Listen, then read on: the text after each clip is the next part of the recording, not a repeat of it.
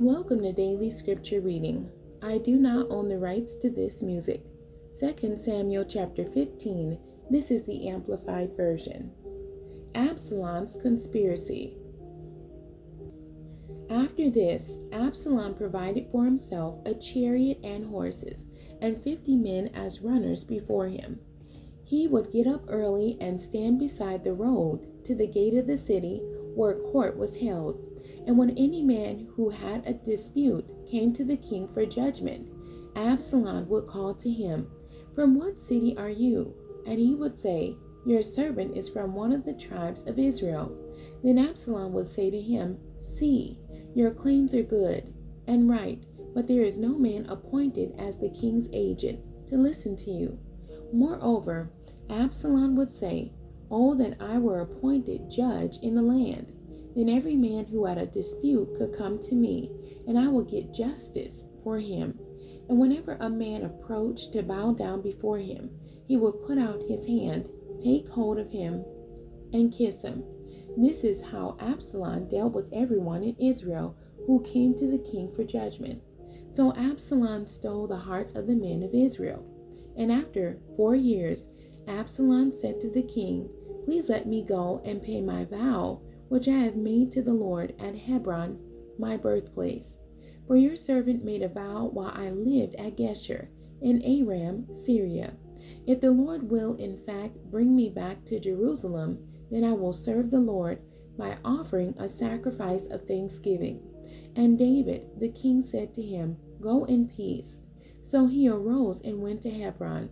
But Absalom sent spies throughout all the tribes of Israel, saying, "As soon as you hear the sound of the trumpet, you shall say, 'Absalom is king in Hebron.'" Then 200 men from Jerusalem, who were invited as guests to a sacrificial feast, went with Absalom. They went innocently and knew nothing about his plan against David. And Absalom sent for Ahithophel, the Gilonite, David's counselor, from his city Gilo, while he was offering sacrifices. And the conspiracy grew strong, for the people with Absalom increased continually. David flees Jerusalem. Then a messenger came to David, saying, "The hearts of the men of Israel are with Absalom." David said to all his servants who were with him at Jerusalem, "Arise, let us flee, or none of us will escape from Absalom. Go in haste, or he will overtake us quickly, and bring disaster on us, and strike the city with the edge of the sword." The king's servants said to him, "Listen, your servants are ready to do whatever my lord the king decides." So the king left, and all his household with him. But the king left behind 10 women who were concubines to take care of the house palace.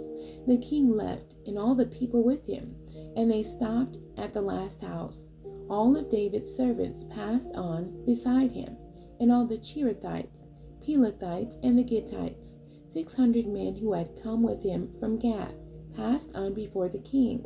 Then the king said to Ittai the Gittite, "Why should you go with us too? Go back and stay with the king of your own country, for you are a foreigner and an exile as well. Return to your own place. You came only yesterday, so should I make you wander with us today, while I go where I will?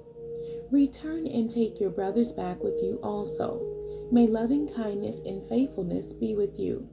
But Ittai answered the king, "As the Lord lives, and as my lord the king lives, most certainly wherever my lord the king may be, whether for death or life, there will your servant be also." So David said to Ittai, "Go on and cross over the brook Kidron." So Ittai the Gittite crossed over with all his men and all the little ones who were with him. While all the country was weeping with a loud voice, all the people crossed over.